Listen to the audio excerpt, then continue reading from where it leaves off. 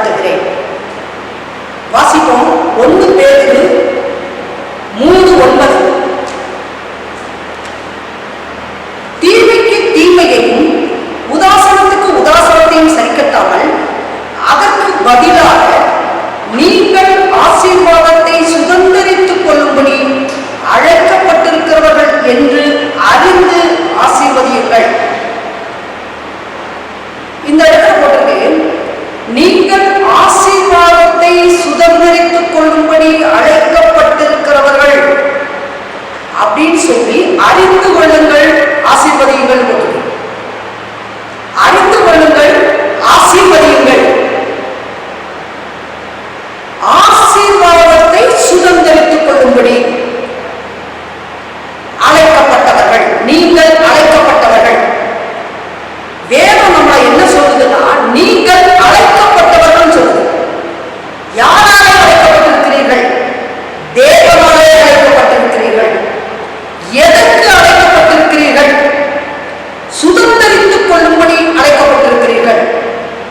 எதை சுதந்திரித்துக் கொள்ளும்படி அழைக்கப்பட்டிருக்கிறீர்கள்? ஆசீர்வாதத்தை சுதந்திரித்துக் கொள்ளும்படி அழைக்கப்பட்டிருக்கிறீர்கள். எவ்வளவு பாக்கியம் பெற்றவங்க பாருங்க. நம்மளை அழைச்சிருக்கிற, நம்மளை அழைச்சவர் சாதாரணமானவர் கிடையாது. தேவாதி தேவன், கர்த்தாதி கர்த்தர், மகிமையின் ராஜா, சேனைகளின் கர்த்தர், அண்ட சராசரத்தையும் உருவாக்கின அன்பின் தேவன் நம்மை அழைத்திருக்கிறார். பொதுவாக கல்யாணம் வச்சிருக்கிறவங்க பாருங்க, பத்திரிக்கை தான் அடிச்சிருவாங்க. பத்திரிக்கை அடிச்ச உடனே பத்திரிக்கை எடுத்துட்டு ஒரு பேக் போட்டுட்டு அப்படியே தெருவில் நடந்து போய் எதுக்க வர்றவங்க போறவங்க, தெரிஞ்சவங்க தெரியாதவங்க எல்லாரும் பத்திரிக்கை கொடுப்பாங்க. கிடையாது. பத்திரிக்கை அடிக்கிறதுக்கு முன்னாடியே ஒன்று லிஸ்ட் போடுவாங்க. யாரை யாரை அழைக்கணும் அப்படின்னு சொல்லி முன்குறிப்பாங்க. இவங்களை கூப்பிடணும், அவங்களை கூப்பிடணும், இவங்களை கூப்பிடணும் எழுதி வைப்பாங்க. உள்ளூர்ல யாரை, வெளியூர்ல யாரை, அந்த ஊர்ல யாரை, இந்த ஊர்ல யாரை எல்லாம் குறிப்பாங்க. முன்னாடியே குறிச்சு வச்சிருவாங்க யார் யாருக்கு வைக்கணும்னு. அதுக்கப்புறம் அந்த முன்குறித்தவர்களை போய் பத்திரிக்கை கொடுத்து அழைப்பாங்க. அந்த அழைக்கப்பட்டவர்கள் தான் அவங்களுக்கு இருக்கிற விசேஷத்துக்கு வருவாங்க. அது என்ன விசேஷமோ வருவாங்க. அந்த அழைக்கப்பட்டவர்கள் வந்து ஆயத்தம் பண்ணப்பட்ட விருந்த சாப்பிடுவாங்க.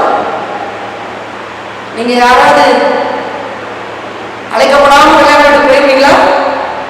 விருது போடுறாங்க, விருது விருது விருந்தெல்லாம் போக மாட்டீங்க. அழைச்சாங்களான்னு பார்ப்பீங்க. அழைச்சா போவீங்க, போனா சாப்பிடுவீங்க. அப்போ அழைக்கப்பட்டவர்கள் ஆயத்தம் பண்ணப்பட்ட விருந்துல கலந்து கொள்வார்கள். அதே போல நாம் தேவாதி தேவனால் அழைக்கப்பட்டவர்கள் தேவன் ஆயத்தம் பண்ணின ஆசீர்வாதங்களை அனுபவிக்கும்படி, சுதந்திரிக்கும்படி நாம் போய் அந்த விருந்துல கலந்து கொள்ளணும். அதே மாதிரி பாருங்க, கல்யாண வீட்டுக்காரங்க வந்து நீங்க போன பண்ணு இருங்க இருங்க கொஞ்ச நேரம் உட்காந்துருக்க, இப்பதான் அடுப்புல அரிசி போட்டுருக்கிறேன், இப்பதான் பருப்பு வெந்துகிட்டு இருக்கு, இப்பதான் காய் வெந்துகிட்டு இருக்குன்னு சொல்லுவாங்களா? இல்லன்னா நீங்க உள்ள நுழைப்பதை போய் சாப்பிடுங்க சாப்பிடுங்க எல்லாம் ரெடியா இருக்குன்னு சொல்லுவாங்க. நான் சொல்றேன் எல்லாம் ரெடியா இருக்கு, போய் சாப்பிடுங்கப்பா, வாங்க வாங்க வாங்க சாப்பிட வாங்கப்பா. ஏன்னா நம்ம போறதுக்கு முன்னாடியே அவர்கள் ஆயத்தம் பண்ணி வைத்து விட்டார்கள். அழைத்தவர்கள், நம்மை அழைத்தவர்கள் ஆயத்தம் பண்ணி வைத்து விட்டார்கள். அப்போ முன் குறிக்கிறார்கள், அழைக்கிறார்கள், ஆயத்தம் பண்ணுகிறார்கள். அதுக்கப்புறம் வர்றவங்களுக்கு அதை கொடுக்கிறாங்க. அழைக்கிறதுலே கண்டுபிடிச்சிட முடியும். அவங்க சும்மா அழைக்கிறாங்களா இல்ல உண்மையாகவே அன்போட அழைக்கிறாங்களா கண்டுபிடிக்க முடியும். முடியுமா? முடியாம முடியும். கொஞ்சம் பேர் அழைக்கிறாங்களா, ரொம்ப பேர் அழைக்கிறாங்களா, அது அவங்க வசதியை பொறுத்து, அவங்க பொருளாதாரத்தை பொறுத்து 200 பேருக்கு, 500 பேருக்கு, 1000 பேருக்கு, 2000 பேருக்கு, 5000 பேருக்கு பத்திரிக்கை வைக்கிறாங்க. அப்போ உலகத்துல வேணா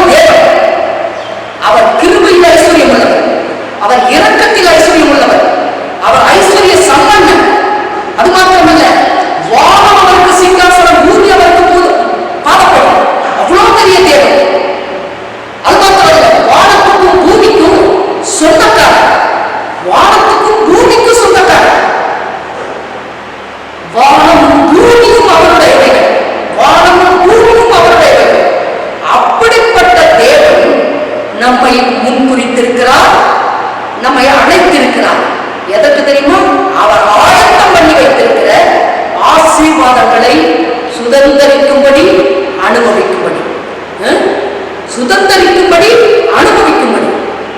நீங்க நினைக்கலாம், என்னைய முன்குறிச்சிருக்கிறாரா? ஒருவேளை உங்களுக்கு அப்படி மனசுல சந்தேகம் இருக்கலாம். வாசிப்போம், எபேசியர் 1:6.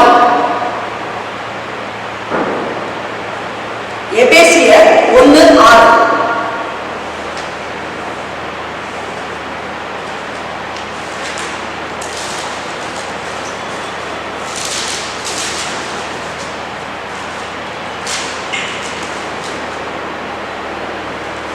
தம்முடைய தயவுள்ள சித்தத்தின்படியே நம்மை இயேசு கிறிஸ்து மூலமாய் தமக்கு சுவிகார புத்திரர் ஆகும்படி முன் குறித்திருக்கிறார்.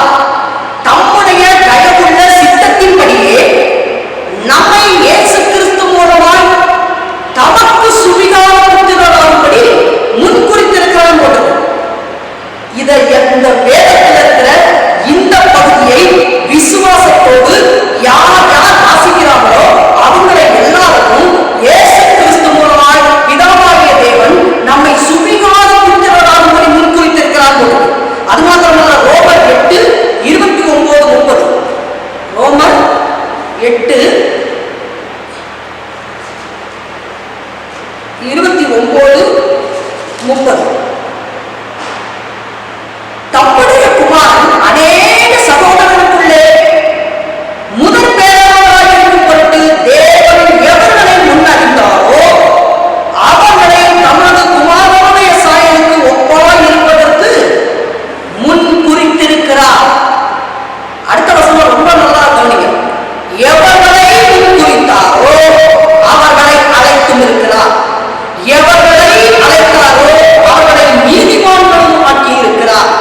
எவர்களை நீதிமான்கள் ஆக்கினாரோ அவர்களை மகிமைப்படுத்தியும் இருக்கிறார். நல்ல கவனிங்க. முன் குறித்தார், அழைத்தார், நீதிமான்கள் ஆக்கினார், மேன்மைப்படுத்தி இருக்கிறார். இதே வசனத்தை நான் சொல்றேன். உங்களை முன் குறித்து விட்டார், முன் குறித்து விட்டார், அழைத்து விட்டார். எத்தனை பேர் ஆமென் சொல்றீங்க? முன் குறித்து விட்டார், அழைத்து விட்டார், நீதிமானாக்கிட்டார். நீதிமானுக்கு எவ்வளவு ஆசீர்வாதங்கள் இருக்குன்னு இந்த உயிர கவனமா வாசிக்கணும். அப்போ ஏற்கனவே ஆசீர்வாதங்கள் உயிராக உங்கள் கையிலே எழுதி கொடுக்கப்பட்டு விட்டது. அப்போ ஆசீர்வதித்து விட்டார். ஆயத்தம் பண்ணினவைகளை உங்களுக்கு எழுதி கொடுத்து விட்டார். கவனிங்க, எதற்கு அழைச்சார்? எதற்கு அழைச்சார்? தாம் ஆயத்தம் பண்ணினவைகளை, தாம் முன்குறித்து வைத்தவைகளை நீங்கள் சுதந்தரிக்கும்படிக்கு, அனுபவிக்கும்படிக்கு உங்களுக்கு திட்டம் பண்ணி வச்சிருக்கிற. கல்யாணம் தான் நல்ல மனசு வச்சுக்கிறது. நான் வச்சு போடுறதா வெச்சு போடுறதா? முன் குறிச்சு வச்சிடறாங்க. இல்ல வெஜிடேரியன் தான், இல்ல நான்வெஜ் தான் அப்படின்னு முன் குறித்து வைக்கிறார்கள். அதே மாதிரி தேவன் நமக்கு முன் குறித்து வைத்து விட்டார், திட்டம் பண்ணி வைத்து விட்டார், ஆயத்தம் பண்ணி வைத்து விட்டார். இப்போ உங்க வேலை சுதந்திரிக்கணும், அனுபவிக்கணும். சுதந்திரிக்கணும், அனுபவிக்கணும். மறுபடியும் சொல்றேன், என்னை குறிச்சு வச்சிருக்கிறாரா? என் பேர் அவர் லிஸ்ட்ல இருக்கா? நீங்க நினைக்கலாம். உங்க பேர் இருக்கு. ஆண்டவராகிய இயேசு கிறிஸ்துவை முழு இருதயத்தோடு, முழு ஆத்மாவோடு, முழு பலத்தோடு அவர் மேல அன்பு கூறுவாயானா நம்ம அவருடைய பிள்ளை, தேவனுடைய பிள்ளை. அப்படி பிள்ளை ஆயிட்டோம்னா எல்லா ஆசீர்வாதங்களுக்கும் நமக்கு பங்கு இருக்கு, பங்கு இருக்கு. உங்களை குறிச்சு வச்சுட்டார், உங்களை அழைச்சிட்டார், ஆயத்தம் பண்ணி வச்சிருக்கிறத நீங்க பார்க்கும்படி உங்கள் கண்களையும் திறந்துட்டு இருக்கிறார். இந்த வேத புத்தகங்களை கையில கொடுத்திருக்கிறார். இப்ப உங்களுக்கு சந்தேகமே வரக்கூடாது, என்னை குறிச்சு வச்சிருக்கிறாரா? உங்களை குறித்திருக்கிறார். என்னை அழைச்சிருக்கிறாரா? உங்களை அழைச்சிருக்கிறார். உங்களுக்கு குறித்திருக்கிறதை நிறைவேற்றுவாரா? இப்படி ஒரு சந்தேகம். எனக்கு குறிச்சதை ஆண்டவர் நிறைவேற்றுவாரா அப்படின்னு சந்தேகம் இருக்கலாம். உங்களுக்கு குறிச்சதை நிறைவேற்றுவா. வாசிப்போம், யோபு 23:14. அவரோ என்றால் ஒரே பணமாய் இருக்கிறார், அவரை திருப்பத்தக்கவர் யார்? அவருடைய சித்தத்தின்படியெல்லாம் செய்வார், எனக்கு குறித்திருக்கிறதை அவர் நிறைவேற்றுவார். இப்படிப்பட்டவைகள் இன்னும் அவரிடத்தில் உண்டு.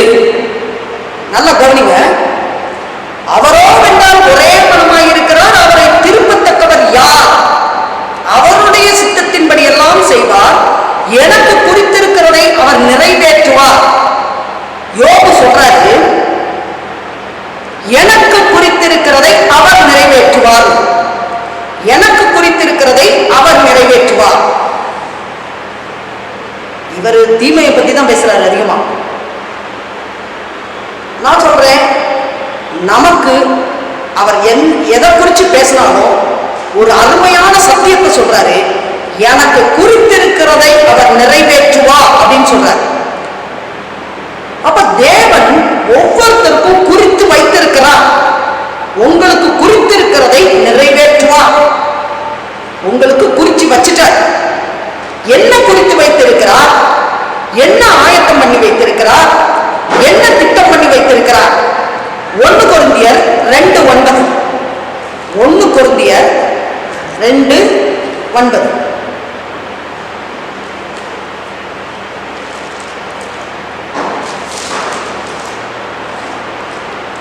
எழுதி இருக்கிறபடி தேவன் தம்மில் அன்பு கூறுகிறவர்களுக்கு ஆயத்தம் பண்ணினவைகளை கண் காணவும் இல்லை, காது கேட்கவும் இல்லை, அவைகள் மனுஷனுடைய இருதயத்தில் தோன்றவும் இல்லை.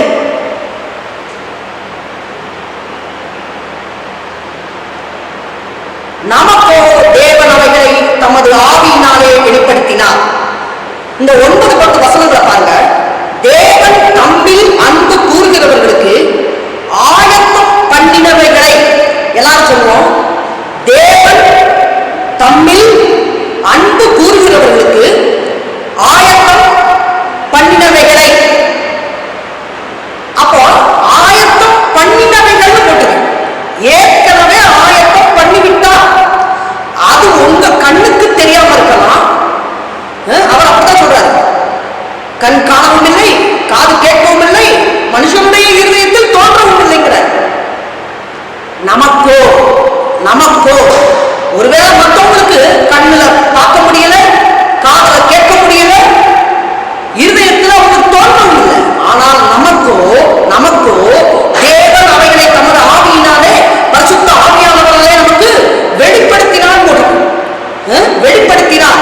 பரிசுத்த ஆவியானவர் மூலம் எழுதி கொடுக்கப்பட்ட இந்த வேத புத்தகம் நமக்கு ஒரு உயிர்.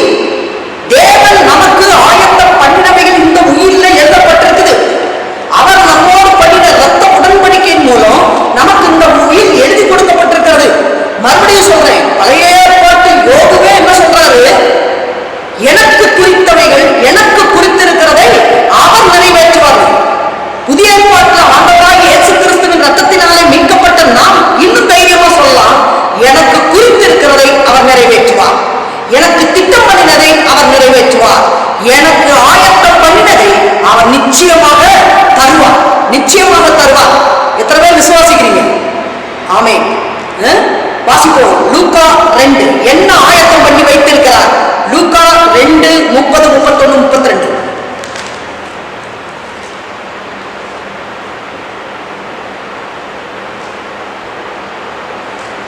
லூக்கா 2:30, 31, 32. புறஜாதிகளுக்கு பிரகாசிக்கிற ஒளியாகவும் உம்முடைய ஜனமாகிய இஸ்ரவேலுக்கு மகிமையாகவும் தேவரீர் சகல ஜனங்களுக்கும் முன்பாக ஆயத்தம் பண்ணின உம்முடைய ரட்சணியத்தை என் கண்கள் கண்டதே. இந்த இடத்துல ரட்சணியம்னு யார சொல்றாருன்னு சொன்னா இயேசுவை குறித்து எழுதப்பட்டிருக்கிறது. தேவரீர் சகல ஜனங்களுக்கு முன்பாக ஆயத்தம் பண்ணின உம்முடைய ரட்சணியம் இயேசுவை என் கண்கள் கண்டதேங்கிறார். இந்த இடத்துல நம்ம ரட்சிப்புன்னு போட்டுக்கலாம். தேவரீர் சகல ஜனங்களுக்கும் முன்பாக ஆயத்தம் பண்ணின ரட்சிப்பு. எல்லாரும் சொல்லுவோம், தேவன் எல்லாருக்கும் எவ்வளவு ஆயத்தம் பண்ணி வச்சிருக்காராம்? ரட்சிப்பு. ஆண்டவராகிய இயேசு கிறிஸ்துவை கல்வாரி சிலுவையிலே நமக்காக கிருபாதாரப்படியாக ஒப்பு கொடுத்து, அடிக்க ஒப்பு கொடுத்து, மரிக்க ஒப்பு கொடுத்து நமக்காக ரட்சிப்பை உண்டு பண்ணி வைத்து விட்டார், ரட்சிப்பை ஆயத்தம் பண்ணி வைத்து விட்டார். யார் ஒருவர் அந்த ரட்சணிய கொம்பாகிய இயேசுவை ஏற்றுக்கொள்றாங்களோ அவங்களுக்கு முதலாவது கிடைக்கிற ஆசீர்வாதம் என்னன்னா பாவ மன்னிப்பு. அதைத்தான் ரட்சிப்புன்னு சொல்றோம், பாவ மன்னிப்பு. அந்த பாவ மன்னிப்போட மன்னிப்பினாலே ரட்சிப்பின் ஆசீர்வாதங்கள் இலவசம். யார் ஒருத்தர் ஆண்டவராகிய இயேசு கிறிஸ்துவை ஏற்றுக்கொண்டு பாவ மன்னிப்பு பெறுகிறார்களோ அவர்களுக்கெல்லாம் ரட்சிப்பின் ஆசீர்வாதங்கள் இலவசம். ரட்சிப்பின் ஆசீர்வாதங்கள் ஏற்கனவே தேவன் ஆயத்தம் பண்ணி வைத்து விட்டார். பாவ மன்னிப்போடு ரட்சிப்பின் ஆசீர்வாதங்கள், பாவ மன்னிப்போடு ரட்சிப்பின் ஆசீர்வாதங்கள். ரட்சிப்பின் ஆசீர்வாதங்கள் என்ன? சமாதானம், சந்தோஷம், ஆரோக்கியம், சுகம், பலன், வாழ்வு, வளமை, வெற்றி, செழிப்பு, முன்னேற்றம், பெருக்கம், விருத்தி, திருப்தி, நீதி, பாதுகாவல், தீர்க்காயுசு, கிருபைகள், இரக்கங்கள், தயவுகள், தாழ்வுகள், ஞானம், வெளிச்சம், கிருபை எல்லாமே அதுக்குள்ள இருக்குது. இதெல்லாம் ரட்சிப்பின் ஆசீர்வாதங்கள். எல்லா ஆசீர்வாதங்களையும் ஆயத்தம் பண்ணி வைத்து விட்டார். பாவ மன்னிப்போடு ரட்சிப்போடு சேர்ந்து இத்தனை ஆசீர்வாதங்களையும் ஆயத்தம் பண்ணி வைத்து விட்டார் தேவன். ஆயத்தம் பண்ணி வைத்து விட்டார் தேவன். அடுத்து என்ன ஆயத்தம் பண்ணி வைத்திருக்கிறார்? முதல்ல சொன்னேன் பாவ மன்னிப்பு, ரட்சிப்பின் ஆசீர்வாதங்கள். இரண்டாவது என்ன ஆயத்தம் பண்ணி வைத்திருக்கிறார்? என்ன திட்டம் பண்ணி வைத்திருக்கிறார்? உங்களுக்கு என்ன குறித்து வைத்திருக்கிறார்? முன்குறித்து வைத்திருக்கிறார். உங்களுக்கு என்னெல்லாம் கொடுக்கணும்னு முன்குறித்து வைத்திருக்கிறார். வாசிப்போம். அப்போஸ்தலர் 17:26. அப்போஸ்தலர் 17:26.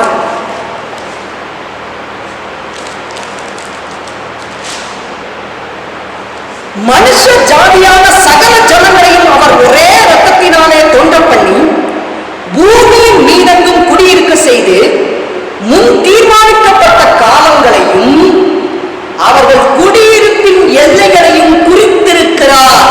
எவ்வளவு நல்ல தேவனை நம்ம அந்த காலை வேளையில் ஆராதிக்கிறோம். முன் தீர்மானிக்கப்பட்ட காலங்கள், அவர்களுடைய குடியிருப்பின் எல்லைகளை தேவன் குறித்து வைத்திருக்கிறார். நல்ல கவனிங்க. மனுஷ ஜாதியான சகல ஜனங்களையும் அவர் ஒரே ரத்தத்தினாலே தோன்ற பண்ணியிருக்கிறார். ஆப்பிரிக்காக்காரர்களா இருக்கலாம், அவங்களுக்கு சிவப்பு ரத்தம் தான். அமெரிக்காக்காரர்களா இருக்கலாம், தோல் வெள்ளையா இருக்கும், ஆனா அவங்களுக்கும் சிவப்பு ரத்தம் தான் இருக்கலாம். நம்ம இந்தியாவில் கோதுமை நிறம்ங்கிறாங்க. கோதுமை நிறத்துக்குள்ள ஓடுறதும் சிவப்பு ரத்தம் தான். கருப்பு தோலா இருந்தாலும் உள்ள ஓடுறது சிவப்பு ரத்தம் தான். எல்லாம் ஒரே ரத்தத்தினாலே தோன்ற பண்ணியிருக்கிறார். தேவனிடத்தில் பட்சபாதமே இல்லை. நிறத்தில பட்சபாதம் கிடையாது, மொழியில பட்சபாதம் கிடையாது, இனத்தில பட்சபாதம் கிடையாது, படிப்புல பட்சபாதம் கிடையாது, வசதி ஏழை பணக்காரங்க இதுல பட்சபாதம் கிடையாது, அழகு இவங்க ரொம்ப அழகா இருக்காங்க, இவங்க அசிங்கமா இருக்கிறாங்க, அழகுல பட்சபாதம் கிடையாது, இவங்க ரொம்ப படிச்சிருக்காங்க, இவங்க ஒண்ணுமே படிக்கல, பட்சபாதம் கிடையாது. எல்லாரையும் தேவன் சமமா நேசிச்சு பூமியின் மீதெங்கும் குடியிருக்க செய்து முன் தீர்மானிக்கப்பட்ட காலங்களையும் அவர்கள் குடியிருப்பின் எல்லைகளையும் குறித்து வைத்திருக்கிறார். நான் சொல்றேன், நீங்க எந்த வீட்டுல குடியிருக்கணும் கூட தேவன் முன்குறிச்சு வச்சிருக்கிறார். ஒருவேளை சொந்த வீடு இல்லாதவங்க கவனிங்க, உங்க குடியிருப்பின் எல்லைகளை தேவன் குறித்து வைத்திருக்கிறார். உங்க குடியிருப்பின் எல்லைகளை தேவன் குறித்து வைத்திருக்கிறார். உங்க குடியிருப்பின் எல்லைகளை தேவன் குறித்து வைத்திருக்கிறார். இதே வசனம் உபாகமம் 32:8 இருக்கு. வாசிப்போம். உபாகமம் 32:8.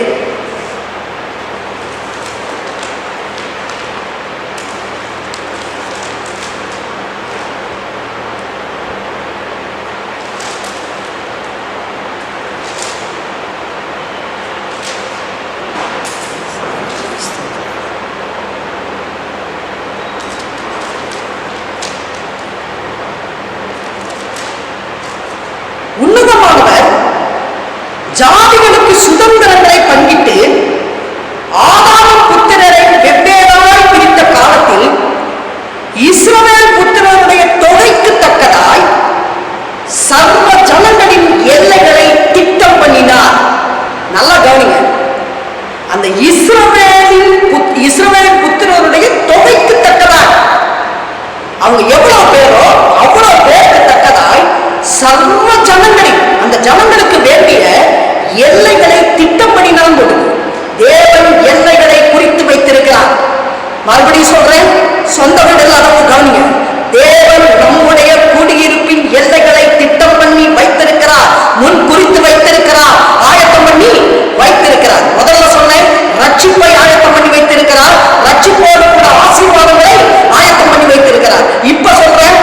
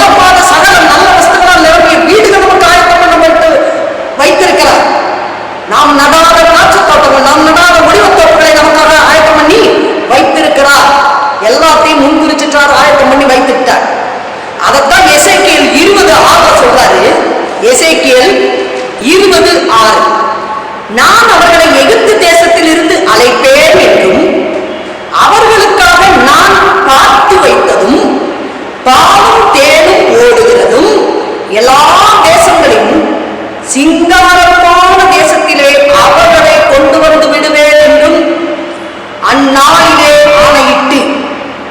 இந்த இடத்துல நான் சொல்ல வர பதம் என்னன்னா, நான் பார்த்து வைத்ததுன்னு சொல்றாரு. பார்த்து வைத்ததுன்னா என்ன அர்த்தம்? ஏற்கனவே பார்த்து ரெடி பண்ணி வச்சுட்டாருன்னு அர்த்தம். உனக்காக நான் பார்த்து வச்சிருக்கேன் அப்படின்னா என்ன அர்த்தம்? உனக்கு ரெடி, உனக்கு ரெடி. என்ன ரெடி? உனக்கு ஆயத்தம் பண்ணி வச்சுட்டேன். என்ன ஆயத்தம் பண்ணி வச்சிருக்கேன்? உனக்காக திட்டம் பண்ணி வச்சுட்டேன். என்ன திட்டம் பண்ணி வச்சிருக்கேன்? உனக்காக முன்குறிச்சு வச்சுட்டேன். என்ன வச்சிருக்கேன்? அங்க போட்டுட்டு பாலும் தேனும் ஓடுகிறதும் எல்லா தேசங்களிலும் சிங்காரமான தேசம் அப்படின்னு சொல்றாரு. பாலும் தேனும் ஓடுகிற தேசம், பாலும் தேனும் ஓடுகிற வாழ்க்கை. அது மாத்திரமல்ல, எல்லா தேசங்களிலும் சிங்காரமான தேசம் போட்டு அழகான, மற்றவர்கள் பார்த்து சந்தோஷப்படக்கூடிய, மற்றவர்கள் பார்த்து பொறாமைப்படக்கூடிய, மற்றவர்கள் பார்த்து ஆச்சரியப்படக்கூடிய அளவுல அந்த தேசத்தை உனக்காக நான் முன்குறித்து வைத்திருக்கிறேன், உனக்காக ஆயத்தம் பண்ணி வைத்திருக்கிறேன், உனக்காக திட்டம் பண்ணி வச்சிருக்கிறேன், உனக்காக முன்குறிச்சு வச்சிருக்கிறேன் அப்படி சொல்றாரு. நல்ல கவனிங்க. ஆதாமுக்கு ஏதேன் தோட்டத்துல எத்தனை ஆறு ஓடிச்சு? 4 ஆறு ஓடிச்சு. 4 ஆறுல ஏதேன் தோட்டம். இஸ்ரவேல் ஜனங்களுக்கு என்ன ஓடிச்சுன்னு போட்டுது? பாலும் தேனும் ஓடிச்சுன்னு போட்டுது. ஆதாமுக்கு 4 ஆறு, இஸ்ரவேல் ஜனங்களுக்கு பாலும் தேனும் ஓடிச்சுன்னு போட்டுது. இந்த புதிய ஏற்பாட்டில் ஆண்டவராகிய இயேசு கிறிஸ்துவின் கல்வாரி புண்ணியத்தினால உங்களுக்கு எனக்கு என்ன ஓடுது தெரியுமா? ஜீவ நதிகள் ஓடுது. அது எங்கேயோ ஓடல, உங்க உள்ளத்திலிருந்து ஜீவ நதிகள் ஓடுது. ஆதாமுக்கு 4 ஆறு வெளியே ஓடுச்சு, நமக்கு ஜீவ நதிகள் உள்ள இருந்து ஓடுது. அது மாத்திரம் இல்ல, ஜீவ தண்ணீர் உள்ள நதிகள். அது மாத்திரம் இல்ல, ரட்சிக்கப்பட்டது தேவ பிள்ளைகளுக்கு இந்த பூமியிலே பரலோக வாழ்வு, பூமியிலே பரலோக வாழ்வு. கண்ணை மூடுனா நித்திய வாழ்வு பரலோகத்தில், கண்ணை மூடுனா பரலோகத்திலேயும் நித்திய வாழ்வு. அது மாத்திரம் இல்ல, இந்த பூமியிலே நம்ம கையில ஜீவ புஸ்தகம் கொடுக்கப்பட்டிருக்கிறது. ஜீவ வசனம், ஜீவ வார்த்தை, ஜீவ அப்பம், ஜீவ தண்ணீர், ஜீவ வாசனை, ஜீவ கிரீடம், இன்னும் ஜீவ நிறைய இருக்கு. ஜீவ விருட்சம், ஜீவ மார்க்கம், ஜீவ ஒளி, எல்லாமே ஜீவன் உள்ள தேவனுடைய ஆசீர்வாதங்கள் நமக்கு இந்த புதிய ஏற்பாட்டிலே இயேசு கிறிஸ்துவின் ரத்த புண்ணியத்தினாலே, அவர் ரத்தத்தினாலே நம்மோடு செய்த புதிய உடன்படிக்கையின் ஆசீர்வாதங்கள் நமக்கு இருக்கு. நல்லா கவனிங்க. அப்போ இதெல்லாம் நமக்கு முன்குறித்து வைத்து விட்டார், இதெல்லாம் நமக்கு ஆயத்தம் பண்ணி வைத்து விட்டார், இதெல்லாம் திட்டம் பண்ணி வைத்து விட்டார். யாருக்கு? உங்களுக்கும் எனக்கும்.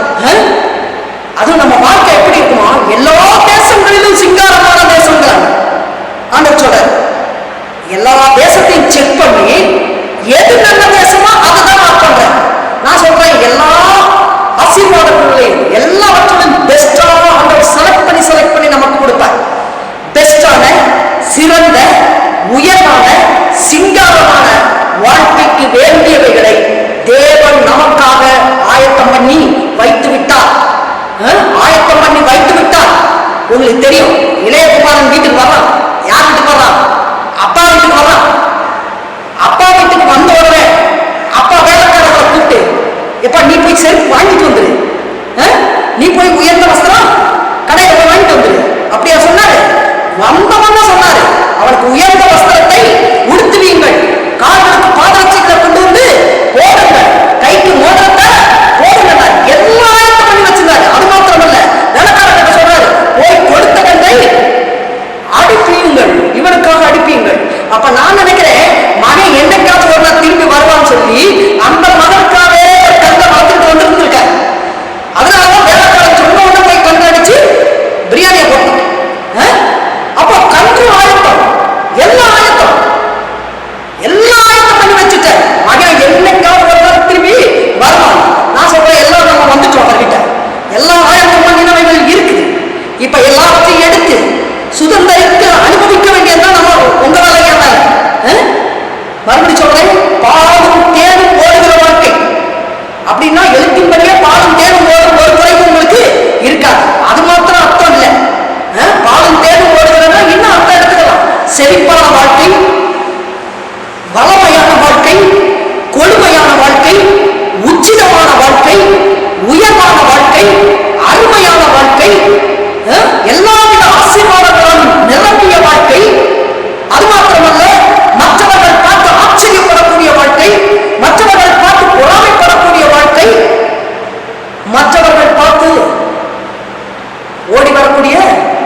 வாழ்க்கை. இப்படி ஆசீர்வாதங்கள் நிரம்பிய வாழ்க்கையை தேவன் உங்களுக்கு என்று ஏற்கனவே ஆயத்தம் பண்ணி வைத்து விட்டார். ஏற்கனவே வைத்து விட்டார். மறுபடியும் சொல்றேன், ஏன்னா கல்யாண வீட்டு விருந்த சொல்லும் போது உங்களுக்கு சீக்கிரம் புரியும். சில வீடுகளில் பார்த்தீங்கன்னா கல்யாண வீட்டில் சாப்பாடு எப்படி வைப்பாங்கன்னா கொண்டு வந்து பரிமாற மாட்டாங்க. பஃபே மெத்தட் சொல்றாங்க. அது அந்த மெத்தட்ல என்னன்னா டேபிள்ஸ் போட்டுருப்பாங்க. அந்த டேபிள்ஸ்ல என்னென்ன சமைச்சிருக்கிறாங்களோ எல்லாமே வரிசையா வச்சிருப்பாங்க. எல்லாமே நான்வெஜ் இருக்கும், வெஜ் இருக்கும், சாதம் இருக்கும், ரசம் இருக்கும், குழம்பு இருக்கும், என்னென்ன வச்சிருக்கிறாங்களோ அத்தனை டிஷ்ஷஸ் கொண்டு வந்து வச்சிருப்பாங்க. அப்படியே வச்சிடலாம். வேணுங்கிறத எடுத்துக்கலாம், வேணுங்கிறத எடுத்துக்கலாம், எவ்வளவு வேணாலும் எடுத்துக்கலாம். எது பிடிக்குதோ அதை நிறையவும் எடுத்துக்கலாம், எது பிடிக்கலையோ அதை கொஞ்சமாகவும் எடுத்துக்கலாம். இதெல்லாம் உங்க விருப்பம். இப்படி சில வீடுகள்ல கல்யாண வீட்டுல விருந்து வைக்கிறாங்க. ஏன் நிறைய கல்யாண வீட்டுல இது மாதிரி வைக்க மாட்டேங்கிறாங்க அப்படிங்கிறதுக்கு ஒரு காரணம் சொல்றேன். ஏன் எல்லா கல்யாண வீட்லையும் இப்படி வைக்கிறது இல்லை? ஏன்னா சில இடத்துல பார்த்தீங்கன்னா ஜனங்கள் எது பிடிக்குதோ அதான் எடுத்து சாப்பிட்டு கடைசியில் அது மற்றவங்களுக்கு இல்லாம போகும். எது பிடிக்கலையோ அதை அப்படி நின்றோம், அது கடைசியில் வேஸ்டா போகும். சிலர் வேணுங்கிறத எடுத்துருப்பாங்க, சிலர் எடுக்க போறதுக்குள்ள காலியா போயிடும். அதனால சில பிரச்சனைகள்லாம் வரலாம். இன்னொன்று ஒன்று காலியா போச்சுன்னா அடுத்து செய்யறதுக்கு அவங்களுக்கு சக்தி இல்லாம இருக்கலாம். அப்போ இந்த மெத்தட்ல யார் விருந்து வைக்கிறா அப்படின்னு சொன்னா வேணுங்கிறத எடுத்துக்கலாம் அப்படிங்கிற மெத்தட்ல யார் யார் விருந்து வைக்கிறாங்கன்னா கொஞ்சம் கூட நல்ல கவனிங்க, கொஞ்சம் கூட பணத்துக்கோ, கொஞ்சம் கூட காய்கறி விலைக்கோ, கொஞ்சம் கூட மட்டன் சிக்கன் விலைக்கோ, கொஞ்சம் கூட பலசரக்கு விலைக்கோ, கொஞ்சம் கூட கேட்டரிங் செலவுக்கோ பயப்படாத ஆட்கள் தான் என்ன மெத்தட்ல வைக்கிறாங்க சாப்பாடு? Buffet method. ஏன்னா ஒருவேளை பத்தாம போச்சுனாலும் கேட்டரிங் ஆட்கள் இருக்காங்க, உடனே சமைச்சு உடனே வர்றது, உடனே சமைச்சு உடனே வர்றதுக்கு எல்லாம் பலசரக்கு ஆயிரம் எல்லாம் இருக்கு, எல்லாம் இருக்கு, பயம் இல்லை, எவ்வளவு வேணாலும் செலவழிக்கலாம். அப்படிப்பட்டவர் தான் அந்த மெத்தட்ல வைப்பாங்க. மற்றவங்க எல்லாம் பயந்து போய் நம்ம வைக்கிறத சாப்பிட்டு போட்டோம் அப்படின்னு சொல்லி வேற மெத்தட்ல விருந்து வைக்கிறோம். நான் சொல்றேன், நம்ம ஆண்டவராகிய இயேசு கிறிஸ்துவின் ரத்த புண்ணியத்தினாலே பிதாவாகிய தேவன் நமக்கு சொல்றாரு, வேணுங்கிறத எடுத்துக்கலாம். எல்லாரும் சொல்லுங்க, வேணுங்கிறத எடுத்துக்கலாம், வேண்டியதை எடுத்துக்கலாம், வேண்டிய அளவு எடுத்துக்கலாம், எல்லாத்தையுமே எடுத்துக்கலாம், எவ்வளவு வேணாலும் எடுத்துக்கலாம், எவ்வளவு வேணாலும் எடுத்துக்கலாம். அப்படி வச்சிருக்கிறார். நமக்கு எல்லா ஆசீர்வாதமும் இப்படித்தான் வச்சிருக்காரு. ஏன்னா உலகத்துல பொருளாதார வீழ்ச்சி அடையலாம், தேவனுடைய பொருளாதாரம் என்னைக்குமே வீழ்ச்சி அடையாத பொருளாதாரம். வானத்தில் பூமியும் அவனுடையவைகளே, வானத்தில் உள்ளவைகளும் அவனுடையவைகளே, பூமியில் உள்ளவைகளும் அவனுடையவைகளே, சமுத்திரமும் சமுத்திரத்தில் உள்ளவைகளும் அவனுடையவைகளே, பர்வதமும் பர்வதத்தில் உள்ளவைகளும் அவனுடையவைகளே, எல்லாம் அவனுடையவைகள். அவர் பொருளாதாரத்துக்கு பயப்படவே, ஆசீர்வாதத்தை கொடுக்கறதுக்கு பயப்படவே மாட்டேன். இந்த ஏற்கனவே சொன்ன மாதிரி இளையகுமாரன் கதையில பாருங்க, ஆட்டுக்குட்டி அவர் வீட்டுல இருந்துச்சா இல்லையா? கண்ணுக்குட்டி அவர் வீட்டுல இருந்துச்சா இல்லையா? இருந்துச்சு. ஆனா இந்த மூத்தவன் இருக்கானே, அவன் ஒரு ஆட்டுக்குட்டியை கூட எடுத்து சாப்பிடாம விட்டுட்டான். இப்ப இளைய மையம் வந்த உடனே கண்ணுக்குட்டி அடிச்ச உடனே இவனுக்கு என்ன செய்யுது?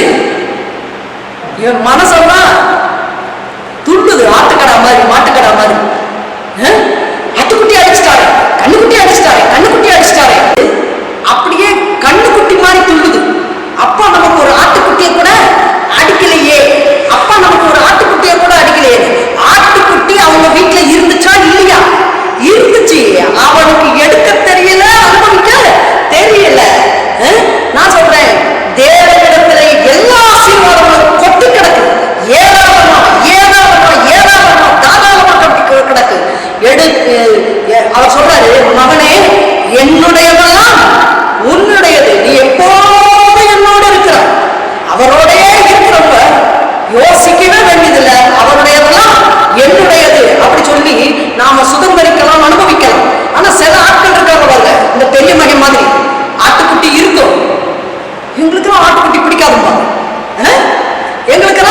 சிக்கன் பிடிக்காதுப்பா, எங்களுக்கு ரசமும் துவையலும் போதும், ரசமும் ஊறுகாயும் போதும், எங்களுக்கு அது பிடிக்காது, எங்களுக்கு இது பிடிக்காது.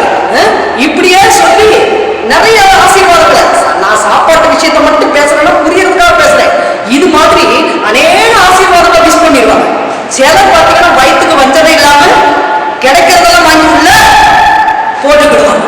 நான் சொல்றேன், ஆண்டவராய் இயேசு கிறிஸ்துவின் ரத்த புண்ணிய திருமணத்தால் சம்பாதிக்கப்பட்ட எல்லா ஆசீர்வாதம், ஆயத்தம் பண்ணின எல்லா ஆசீர்வாதத்தையும், சமாதானத்தையும் நாம் அனுபவிக்கணும், ஆரோக்கியத்தையும் அனுபவிக்கணும், சுகத்தை அனுபவிக்கணும், பலத்தை அனுபவிக்கணும், வெற்றி, உயர்வு, செழிப்பு எல்லாவற்றையும் நம்ம அனுபவிக்கணும்.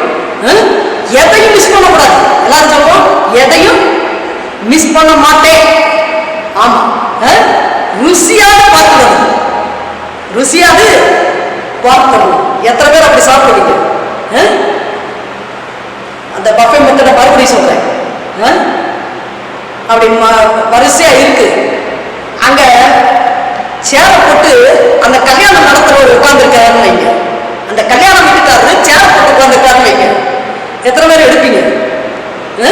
ஐயோ, நம்மளையே பார்க்கிறாரு, நம்ம நிறைய எடுத்தா யார் என்னன்னு நினைப்பாங்களே, அங்க என்ன நினைப்பாங்க, இவங்க என்ன சொல்லுவாங்க அப்படின்னு சொல்லி அப்படியே டீசெண்டா தொட்டு தொட்டு பார்த்துட்டு, இல்ல தொடாமலே கூட வந்துடுவாங்க.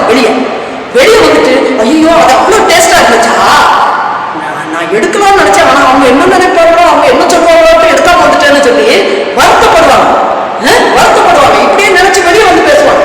இதே மாதிரிதான் பரலோகத்திலையும் போய் அங்க நிறைய பேர் ஏற்க போறாங்க. ஐயோ, பூமியில தேவன் வைத்திருக்கிற அத்தனை ஆசீர்வாதத்தை அனுபவிக்காம வந்துட்டனே, தேவன் எனக்காக பூமியில வச்சிருந்த அத்தனை ஆசீர்வாதங்களை அனுபவிக்காம பார்த்தனே, கண்ணால பார்த்தனே, அனுபவிக்காம விட்டுட்டு வந்தனே. இப்படியெல்லாம் அனுபவிச்சா பரலோகத்துக்கு போக முடியாதுன்னு சொன்னாங்க, அதனாலதான் நான் உன்னையுமே அனுபவிக்கல அப்படின்னு சொல்லி அங்க போய் ஏங்க போறாங்க, வருத்தப்பட போறாங்க. நான் சொல்றேன், நம்ம ஆண்டவர் நமக்குன்னு ஆயத்தம் பண்ணினவைகளை நாம் எடுத்து அனுபவிக்கிறோமான தேவன் சேர் போட்டு உட்கார்ந்தெல்லாம் பார்த்துட்டு இல்லை. அனுபவி மகளை, அனுபவி, எடுத்து அனுபவி, எவ்வளவு வேணும்னாலும் அனுபவி. மகனே, நீ எப்போதும் என்னோடு இருக்கிறாய், மகனே நீ எப்போதும் என்னோடு இருக்கிறாய், என்னுடையதெல்லாம் உன்னுடையது, உன்னுடையதுதான் அப்படின்னு சொல்லி எல்லாத்தையும் அனுபவிக்க கொடுக்கிறேன். ஆனா நம்ம வாயிலிருந்து ஒன்னே ஒண்ணு எதிர்பார்க்கிறேன், என்னன்னா அனுபவிக்கும் போது சொல்லணும், தேவனே இயேசுவே, நீர் எனக்காக ஆயத்தம் பண்ணி வைத்திருக்கிற எல்லா நன்மைகளுக்காக, எல்லா ஆசீர்வாதங்களுக்காக உமக்கு நன்றி, உமக்கு நன்றி, உமக்கு நன்றி அப்படின்னு சொல்லி நன்றி பலிகளை, சோத்திர பலிகளை, துதி பலிகளை அவர் எதிர்பார்க்கிறார், பிரியப்படுகிறார். அவர் எதிர்பார்க்கிறார், பிரியப்படுகிறார். இந்த காலை வேளையில நான் உங்களுக்கு ஒண்ணு சொல்ல விரும்புகிறேன், தேவனை பிரியப்படுத்துங்க. தேவனே, நீர் எனக்காக ஆயத்தம் பண்ணி வைத்திருக்கிற ரட்சிப்புக்காக நன்றி, ரட்சிப்பின் ஆசீர்வாதங்களுக்காக நன்றி, பாவ மன்னிப்புக்காக நன்றி, எனக்காக எல்லையை குறித்து வைத்திருக்கிறேன் நன்றி, எனக்காக ஆயத்தம் பண்ணி வைத்திருக்கிற அத்தனை ஆசீர்வாதங்களுக்காக நன்றி.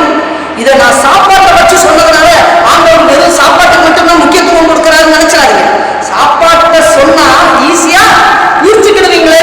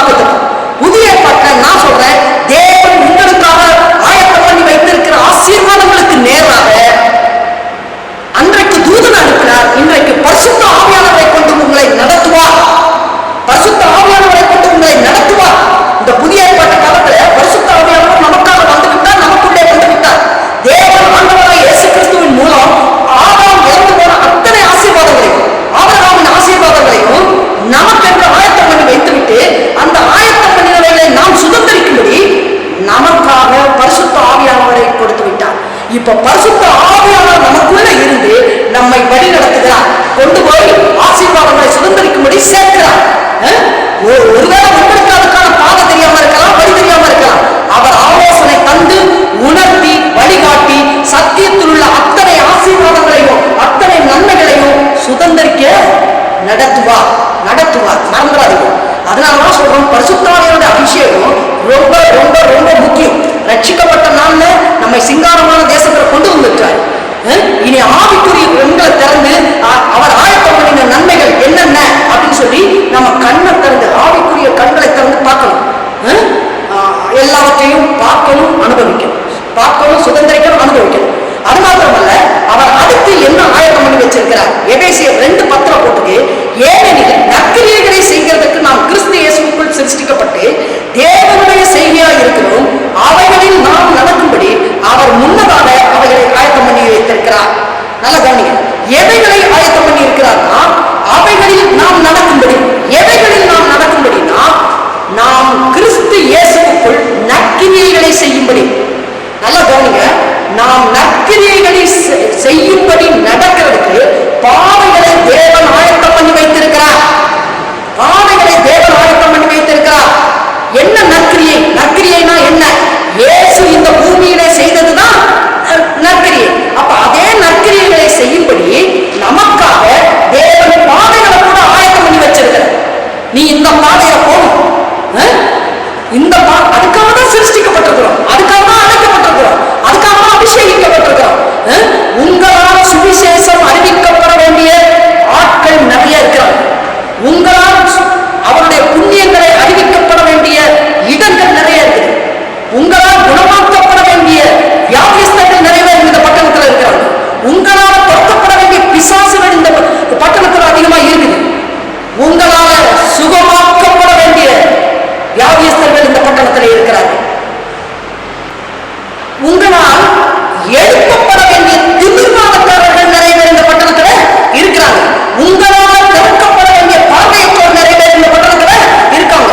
உங்களால விடுதலையாக்கப்பட வேண்டிய பாவ பழக்கத்தை கட்டப்பட்டவர்கள் அநேகர் இந்த பட்டணத்துல இருக்கிறார்கள். உங்களால காயம் கட்டப்பட வேண்டிய இருதயம் உள்ள ஜனங்கள், உங்களால காயம் கட்டப்பட வேண்டிய மனதுள்ள ஜனங்கள் அநேகர் இந்த பட்டணத்துல இருக்காங்க. உங்களால வடிவமைக்கப்பட வேண்டிய குடும்பங்கள் ஏராளம் இந்த பட்டணத்துல இருக்குது. உங்களால சீராக்கப்பட வேண்டிய காரியங்கள் இந்த தேசத்திலே இந்த பட்டணத்திலே இருக்கிறது. அதற்காக தேவன் தாளந்துகளை, வரங்களை, ஞானத்தை, வாய்ப்புகளை, வடிவாசல்களை எல்லாவற்றையும் ஆயத்தம் பண்ணி வைத்திருக்கிறார். இந்த நற்கிரியைகளுக்கு, நற்கிரியைகளை செய்யறதுக்கு ஆயத்தம் பண்ணி வைத்திருக்கிறார். அதுக்கு அர்ப்பணிக்கணும். நம்ம ரட்சிப்பு, ரட்சிப்பின் ஆசீர்வாதங்கள் எல்லாம் ஆயத்தமா இருக்குன்னு கேட்கிறப்போ எவ்வளவு சந்தோஷப்படுறோமோ, எவ்வளவு உற்சாகமா ஆகிறோமோ, அதே போல நற்கிரியைகளை செய்யணும்னு சொல்லி ஆயத்தமான பாதைகள் திறந்திருக்குன்னு சொல்லும் போது உடனே நம்ம சொல்லணும், ஆண்டவரே நான் என்னை அர்ப்பணிக்கிறேன், ஆண்டவரே. நீர் திறந்து வைத்திருக்கிற வாசலுக்கு நேராக என்னை நடத்தும், நீர் வைத்திருக்கிற ஆத்துமாக்களுக்கு நேராக என்னை நடத்தும் சொல்லி என்னை அர்ப்பணிக்கிறேன் தகப்பனேன்னு சொல்லி இந்த காலை வேளையிலே உங்களை அர்ப்பணியுங்கள். நற்கிரியைகள் செய்வதற்கு அத்தனை காரியங்களை தேவன் ஆயத்தம் பண்ணி வைத்து விட்டார். நான் சொல்றேன், ஒரு வியாதியஸ்தனை கூட ரெடி பண்ணி வச்சிருக்கிறேன். உங்க வாழ்க்கை பாதையில குறுக்க கொண்டு வருது. எத்தனையோ வருஷங்கள் நீங்க சந்திச்சிருக்க மாட்டீங்க, ஆனா உங்க வாழ்க்கை பாதையில கொண்டு வருவார். ஏன்னா அவனுடைய வியாதி உங்க மூலமா குணமாக்கப்படணும்னு தேவன் முன்வைத்து வைத்து விட்டார். இதெல்லாம் மனசுல வச்சுதான் நம்ம உலகத்தை பார்க்கணும். நம்ம போட்டிருக்கிற கண்ணாடியே வேற. இது ஒருவேளை வாசல்ல வாங்கியிருக்கலாம், ஆனா நம்ம போட்டிருக்கிற கண்ணாடி பைபிள் கண்ணாடி போட்டணும். கர்த்தர் அந்த கண்ணாடி மூலம் காமிப்பார் யாருக்கு தேவை இருக்கு, யார் குடும்பத்துக்கு நீங்க நன்மை செய்யணும், எந்த இடத்துல பிசாசு வேலை செய்யலாம், எந்த இடத்துல போய் பிசாசை துரத்தணும், எல்லாவற்றையும் ஆண்டவர் ஆயத்தம் பண்ணி வச்சு அதுக்கு நேரம் உங்களை பரிசுத்த ஆவியானவரை கொண்டு நடத்துவார். இதெல்லாம் நான் என்ன சொன்னேன்னா ஆயத்தம் பண்ணி வைத்திருக்கிறாரு சொன்னேன். நல்லா கவனிங்க. முதல்ல சொன்னது தேவன் பாவ மன்னிப்பை ஆயத்தம் பண்ணி வைத்திருக்கிறார். பாவ மன்னிப்போடு கூட ரட்சிப்பின் ஆசீர்வாதங்களை ஆயத்தம் பண்ணி வைத்திருக்கிறார்கள். இரண்டாவது குடியிருப்பின் எல்லைகளை ஆயத்தம் பண்ணி வைத்திருக்கிறார். மூணாவது ஆசீர்வாதங்களை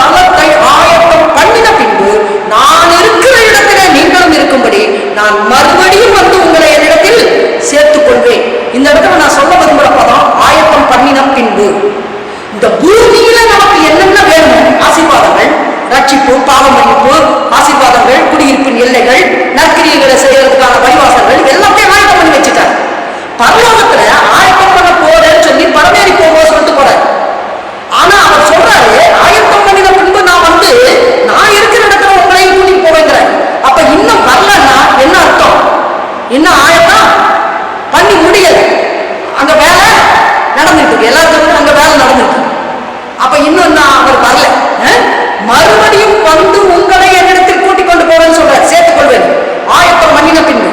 மறுபடியும் சொல்றேன், ரட்சிப்பின் ஆசீர்வாதங்களை, நற்கிரியைகளை செய்யும் வாய்ப்புகளை பூமியில ஏற்கனவே ஆயத்தம் பண்ணி வைத்து விட்டார். ஆனா பிதாவின் வீட்டுல நமக்கு இன்னும் வாசஸ்தலம் ரெடியா ஆக, ஒரு ஸ்தலத்தை ஆயத்தம் பண்ண போறேன்னு சொல்லி பரலோகத்துக்கு போனார், ஆயத்தம் பண்ணி கொண்டிருக்கிறார். ஆயத்தம் பண்ண பிறகு நம்மளை கூட்டிட்டு போவார். இப்ப நம்ம இருக்கிற இடத்துல அவர் இருக்காரு, இப்ப நம்ம இருக்கிற இடத்துல அவர் இருக்கிறார். அடுத்து நம்ம எல்லாம் எங்க போவோம்? அவர் இருக்கிற இடத்துல நம்ம போவோம். அதுக்குதான் ரெடி பண்ணிட்டு இருக்கிறேன். அவர் மறுபடியும் வருவார்,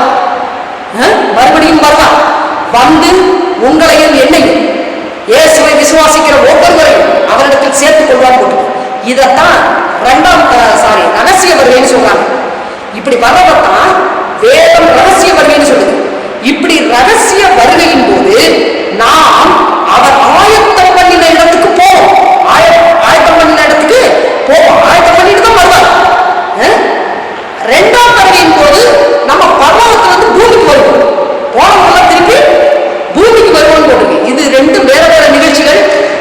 சபையின் எதிர்பார்ப்பு என்னன்னா, அந்த இயேசுவின் ரகசிய வருகையப்போ நம்ம எல்லாம் எடுத்துக்கொள்ளப்பட வேண்டும் என்பதை நாமெல்லாம் ரகசிய வருகையில போடும். அதுதான் எல்லாம் நிறைய சபைகள்லாம் ஆயத்தமாவோம், ஆயத்தப்படுத்துவோம் அப்படின்னு பிரசங்கம் பண்றாங்க.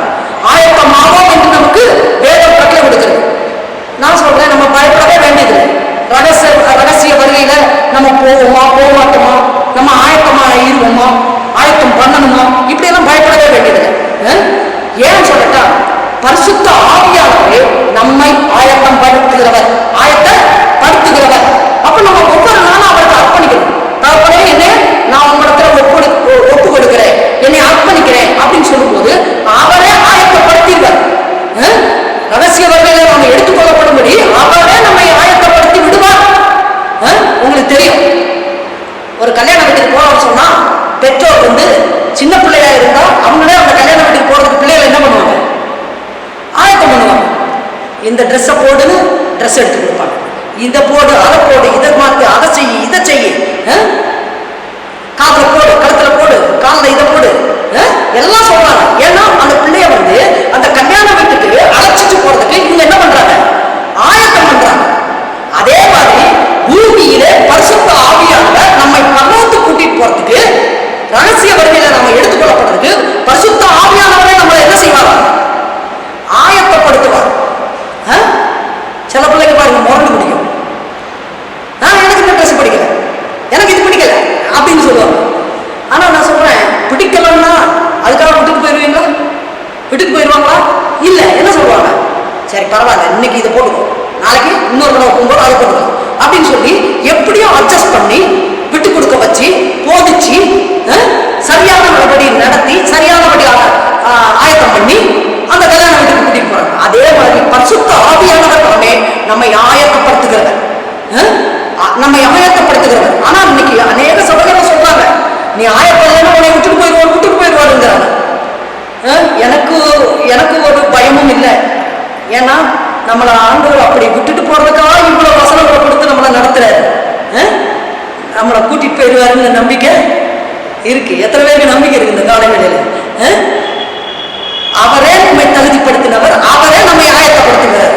இதற்காகவே நம்மை முன்குறித்து அழைத்திருக்கிறார். எல்லாரும் சொல்லுவோம், ஆயத்தம் பண்ணின இடத்துக்கு ஆயத்தம் பண்ணி அழைத்து செல்வார்.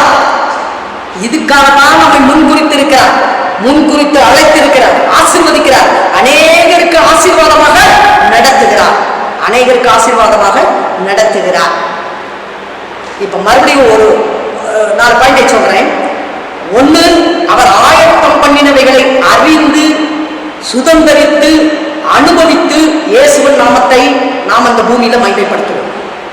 இரண்டாவது, அவர் ஆயத்தம் பண்ணி வைத்திருக்கிற சுவிசேஷம் சொல்வதற்கான மக்களை அறிந்து, சுவிசேஷம் சொல்வதற்கான இடங்களை அறிந்து, நற்கிரியைகள், அற்புதங்கள், அடையாளங்கள், குணமாக்குதல், பலவிதமான பலத்த செய்திகளை செய்வதற்கான மக்களை அறிந்து,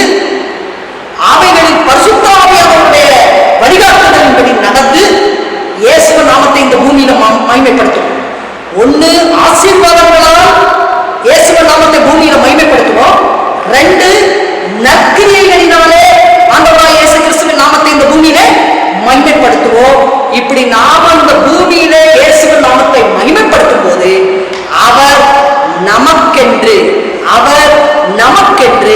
ஆயத்தம் பண்ணின பின்பு தாம் ஆயத்தம் பண்ணி வைத்திருக்கிற ஸ்தலத்துக்கு நம்மை அழைத்து சென்று நம்மை அவர் அங்க மகிமைப்படுத்துவார். நம்மை அவர் அங்க மகிமைப்படுத்துவார், கனப்படுத்துவார். பூமியில நாம மகிமைப்படுத்தணும். அவர் ஆயத்தம் பண்ணி வைத்திருக்கிற அத்தனை ஆசீர்வாதங்களை, ரட்சிப்பை சுதந்திரித்து, பாவ மன்னிப்பை பெற்று, ரட்சிப்பின் ஆசீர்வாதங்களை எல்லாம் சுதந்திரித்து அனுபவித்து இயேசுவின் நாமத்தை இந்த பூமியில மகிமைப்படுத்துவதோட நற்கிரியைகளை செய்து இயேசுவின் நாமத்தை மகிமைப்படுத்தும் போது அவர் ஆயத்தம் பண்ண பிறகு நம்மள அந்த ஸ்தலத்துக்கு கூட்டிட்டு போய் நம்மை கனப்படுத்துவார், நம்மை மகிமைப்படுத்துவார், நம்மை ஆனந்தத்தினாலே நிரப்புவார். இத போல பாக்கியம் வேற எந்த ஜனங்களுக்கும் கிடையாது. அதனாலதான் போயிட்டு இருக்கு, இஸ்ரவேலே நீ பாக்கியவான், கர்த்தராலே ரட்சிக்கப்பட்ட ஜனமே உனக்கு ஒப்பந்தம் தான். இந்த பூமியிலே நாம் இயேசுவை மகிமைப்படுத்துவோம், பரலோகத்துல கூட்டிட்டு போய் அவர் நம்மை மகிமைப்படுத்துவார், கனப்படுத்துவார், மகிழ்ச்சியினாலே பேர் ஆனந்தத்தினாலே நிரப்புவார். ஜெபிப்பில் இருக்கிறீங்க நல்ல பிதாவே, துதிக்கிறோம் ஆண்டவராய் இயேசுவின் நாமத்தில் உடைய சத்தியத்துக்காய் நன்றி செலுத்துகிறோம். தகப்பனே, உடைய குமாரனை கல்வாரி சிலுவைக்கு அனுப்பி எங்களுக்காக மரணத்தை ருசிபார்க்க செய்து எங்களுக்கு பாவம் மன்னிப்பையும் ரட்சிப்பையும் ரட்சிப்பின் ஆசீர்வாதங்களை சொந்த குமாரன் என்று பாராமல் இயேசுவே எங்களுக்காக ஒப்புக் கொடுத்தவர். இயேசுவோடு கூட எல்லா ஆசீர்வாதங்களையும் இலவசமாய் தந்திருக்கிறேன், எங்களுக்காக ஆயத்தம் பண்ணி வைத்திருக்கிறேன். எல்லா ஆசீர்வாதங்களையும் நாங்கள் அறிந்து சுதந்திரித்து அனுபவித்து உம்முடைய குமாரனாகிய இயேசுவின் நாமத்தை இந்த பூமியிலே மகிமைப்படுத்தும்படி பரிசுத்த ஆவியானவராமே எங்கள் ஒவ்வொருவருக்கும், இந்த வசனத்தை கேட்டுக்கொண்டிருக்கிற ஒவ்வொருவருக்கும் உதவி செய்கிறீர், வழி நடத்துகிறீர். அதுக்காக உங்களுக்கு நன்றி. அதே போல இந்த பூமியிலே நாங்கள் நற்கிரியைகளை செய்யும்படி தகப்பனே நீர் எங்களுக்காக ஆயத்தம் பண்ணி வைத்திருக்கிற கிராமங்களுக்கு நேராக, மக்களுக்கு நேராக, வியாபாரஸ்தர்களுக்கு நேராக, கட்டப்பட்டிருக்கிறவர்களுக்கு நேராக, சிறைப்பட்டவர்களுக்கு நேராக, நொறுங்குண்டவர்களுக்கு நேராக, நெருங்குண்டவர்களுக்கு நேராக எங்களை நடத்துவீராக. எங்களுக்கென்று எங்கள் மூலம் அற்புதங்கள், அடையாளங்கள், பலவித பலத்த செய்கைகள் நடக்கும்படி நீர் எங்களுக்கென்று இந்த நற்கிரிகளை செய்யும்படி ஆயத்தம் பண்ணி வைத்திருக்கிற ஸ்தலங்களுக்கு நேராக, ஆயத்தம் பண்ணி வைத்திருக்கிற மக்களுக்கு நேராக எங்கள் ஒவ்வொருவரையும், இந்த வசனத்தை கேட்டுக்கொண்டிருக்கிற ஒவ்வொருவரையும் நடத்துவீராக. பரிசுத்த ஆவியானவர் மூலம் நடத்துவீராக. அப்போ நாங்கள் உம்முடைய குமாரனாகிய இயேசுவின் நாமத்தை இந்த பூமியிலே மகிமைப்படுத்தும்படி, எங்கள் மூலம் அவர் மகிமைப்படும்படி எங்களை தாழ்த்தி இந்த வசனத்தை கேட்கிற ஒவ்வொருவரும் தங்களை தாழ்த்தி கிருபையுள்ள வசனத்துக்கும் பரிசுத்த ஆவியானுடைய ஆளுகைக்கும் ஒப்பு கொடுக்கிறோம். எங்களை தாழ்த்தி ஒப்பு கொடுக்கிறோம். நீர் ஆயத்தம் பண்ணினவைகளை நாங்கள் இந்த பூமியிலே நிறைவேற்றும்படி நற்கிரியைகளை நிறைவேற்றும்படி பரிசுத்த ஆவியானவராமே எங்கள் ஒவ்வொருவருக்கும் உதவி செய்கிறீர். உங்களுக்கு நன்றி. அதே போல தகப்பனே, நாங்கள் உங்களுடைய ஸ்தலத்திலே வந்து சேரும்படி நீர் எங்களுக்காக ஆயத்தம் பண்ணி கொண்டிருக்கிற அந்த இடத்துக்காக நன்றி செலுத்துகிறோம். நீரே எங்களை ஆயத்தம் பண்ணி அழைத்து செல்வீர் என்ற நம்பிக்கையில, விசுவாசத்திலே உம்மை துதிக்கிற ஆண்டவரே, தொடர்ந்து இந்த சத்தியத்தை கேட்ட ஒவ்வொருவரும் இந்த சத்தியத்தின்படியே இருக்கிற எல்லா ஆசீர்வாதங்களையும் வாழ்க்கையிலே ஒவ்வொரு நாள் நீர் ஆயத்தம் பண்ணி வைத்திருக்கிற இந்த விருந்திலே உள்ள ஒவ்வொரு ஆசீர்வாதங்களை எடுத்து அனுபவித்து கர்த்தராகிய இயேசுவின் நாமத்தை இந்த தேனி மாவட்டத்தில் மகிமைப்படுத்தும்படி, இந்த தமிழ்நாட்டில் மகிமைப்படுத்தும்படி, இந்த இந்திய தேசத்தில் மகிமைப்படுத்தும்படி நீர் ஒவ்வொருவரையும் ஆசீர்வதிக்கிறீர். அதற்காக உங்களுக்கு நன்றி. தகப்பனே, உடைய குமாரனாகிய இயேசுவின் நாமம் எங்கள் ஒவ்வொருவர் மூலமும் மகிமைப்படுவதாக. உடைய சித்தம் பரலோகத்திலே செய்யப்படுகிறது போல எல்லாருடைய வாழ்க்கையிலும் செய்யப்படுவதாக. இதன் மூலம் உடைய ராஜ்யம் வளர்ந்து பெருகுவதாக. கர்த்தர் ஆசீர்வதிக்கிறீர். உங்களுக்கு நன்றி. எல்லா நாமத்துக்கும் மேலான இயேசுவின் நாமத்தில் ஜெபிக்கிறோம் எங்கள் ஜீவனுள்ள நல்ல பிதாவே, ஆமென். என் ஆத்துமாவே கர்த்தரை ஸ்தோத்திரி, என் முழு உள்ளமே உடைய பரிசுத்த நாமத்தை ஸ்தோத்திரி. என் ஆத்துமாவே கர்த்தரை ஸ்தோத்திரி, கர்த்தர் செய்த சகல உபகாரங்களை மறவாதே. ஆமென். கர்த்தர் உங்களை ஆசீர்வதிப்பார்.